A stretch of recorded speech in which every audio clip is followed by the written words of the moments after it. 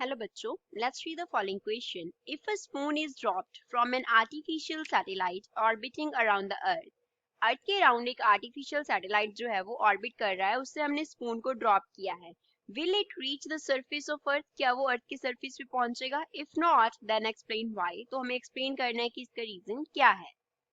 So first of all we will talk about the key concept used in the question. इस question में क्या की concept use हो रहा है?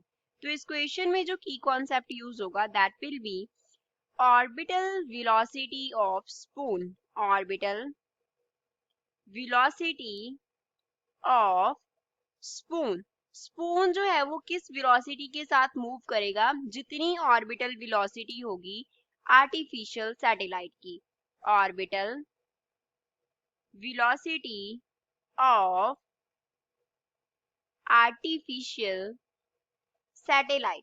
आर्टिफिशियल सैटेलाइट जिस ऑर्बिटल वेलोसिटी के साथ मूव करता है उसी ऑर्बिटल वेलोसिटी के साथ जो है वो स्पून मूव करेगा. अब क्वेश्चन सॉल्व करते हैं. मान लो इस पोजीशन पे हमारे पास क्या था? अर्थ था. ई जो है वो रिप्रेजेंट कर रहा है अर्थ को.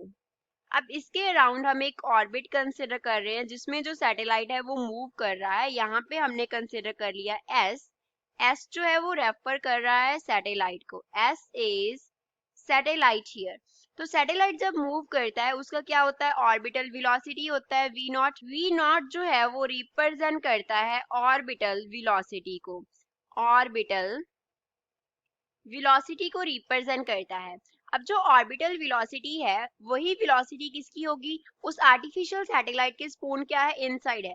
आर्टिफिशियल के सैटेलाइट के इनसाइड जो भी होगा हर एक की ऑर्बिटल स्पीड वही होगी that is v not.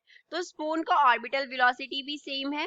Spoon का क्या है? ऑर्बिटल वेलोसिटी सैटेलाइट के ऑर्बिटल वेलोसिटी के इक्वल है. तो स्पून का ऑर्बिटल वेलोसिटी कितना हो गया? V naught. इट मीन्स जो स्पून है वो वेरी हाई स्पीड के साथ मूव कर रहा है.